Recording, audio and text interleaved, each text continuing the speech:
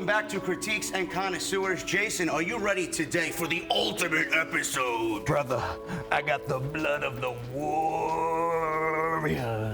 We're nightmares on the best part of my day. We're going to be drinking the blood of the warrior in a second. This is a special wine, limited edition, distributed by WWE in commemoration with the Ultimate Warrior. Now, WWE actually partnered with a company called Wines That Rock, the official wine of rock and roll. They actually made an Undertaker wine to go along with this, so it's going to be a very special wine. Wines That Rock actually have done bottles for The Bachelor, the Hallmark Channel, and such acts like the Grateful Dead, Pink Floyd, and the Rolling Stones.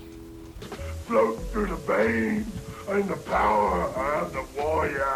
The wine is actually handcrafted by the winemaking team of Evan and Andrew Nelson of Lodi, California. They are actually the owners of Lapis Luna Wines. They use dark blue Zinfandel grapes to make these bold reds or pink-white Zinfandels.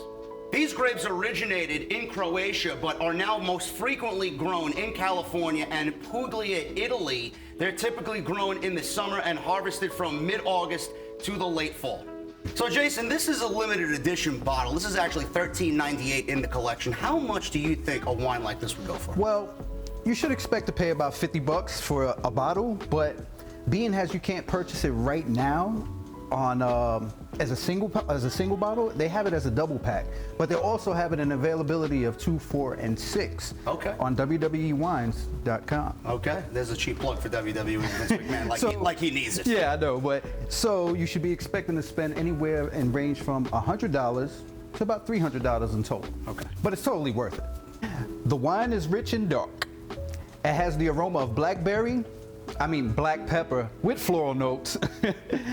It also has notes of oak berries and warm spices. With that being said, JD, I think we should have a nice taste of this and get the blood of the warriors, brother. I'm ready to drink the blood Let's of the do warrior. the blood of the warriors. I'm gonna go ahead and pour us a nice glass. You pour this, and I know the Ultimate Warrior is very synonymous with a lot of people's childhoods. Me in particular. If you guys have watched me on Off the Script, I've talked about the Ultimate Warrior several times. And Jason, I was more of an Ultimate Warrior guy than I was a Hulk Hogan guy. Now, first, I'm talking wrestling here. We got alcohol in front of us. Now, what's the process, Jason? You got to swirl it in the glass and then smell it. You got to do this for at least 10 seconds. I definitely get that jammy scent. I got the floral notes. The floral notes. And I came here for one reason: to attack and keep coming.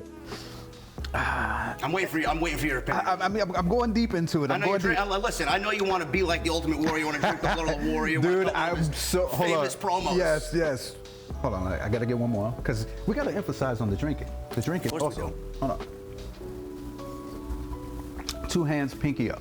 The Macho King Randy Savage has already suffered considerable damage. I definitely taste the berryness. I taste the jamminess. I get that floral note, like you said, and when I usually drink wine, I like my wines dry. I'm a white wine guy. I'm a Sauvignon Blanc guy. And that's what I'm getting from this. I'm getting a medium dry finish, maybe with a hint of tannins.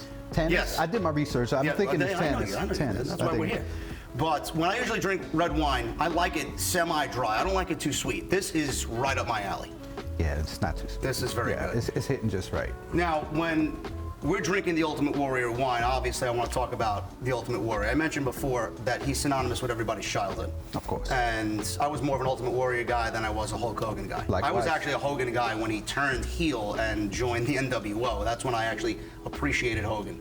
But Jason, the biggest memory for me from my childhood in regards to the Ultimate Warrior was, I would say, Ravishing Rick Rude and the Warrior at Wrestlemania 5, when I went back and watched that match for research for this particular episode. I didn't realize how bad the match was, but the ending just brought me back to sitting on my grandmother's living room rug watching it with my grandpa and my parents sitting on the couch, and I was crying at the end of the match because Bobby Heenan had held the Warrior's leg down and Rick Rude won the Intercontinental Championship. I'm like, why? How? What's going on here? My parents, my grandparents are consoling me. It's going to be all right. It's going to be all right. I was flipping out.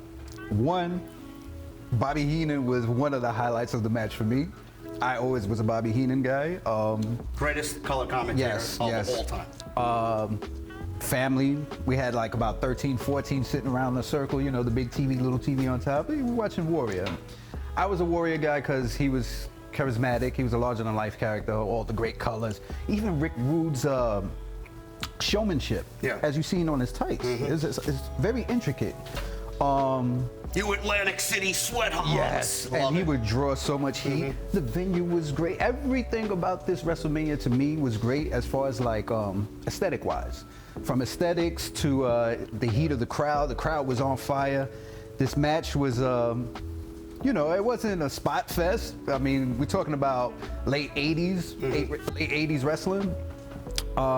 Sloppy as shit, but damn, if it didn't just get the characters over and you had guys like Bobby Heenan there to like complement Rick Rude's heelness. Yeah. So it was just like nobody cared about work rate back in the day. I mean, he was a larger-than-life character. All of us growing up wanted to be that superhero-like character. We've seen the glistening of the Intercontinental Championship in the spotlight. We all wanted to touch it as little kids. I remember all these vivid memories back when I was a child.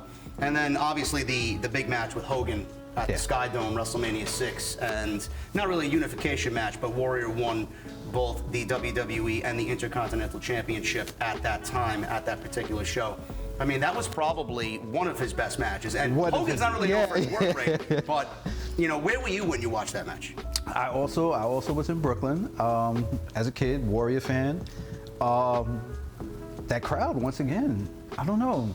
Canada really knows how to turn it up when it comes to the crowd. Canadian wrestling fans are some of the best wrestling fans. Dude, I know Warrior was beat to shit as cardio-wise because he had to run his ass all the way down there, shake the ropes, do all his craziness. But you're totally right. Hogan held his own, and he was the ring general for that day. They kept it simple. They played to the crowd.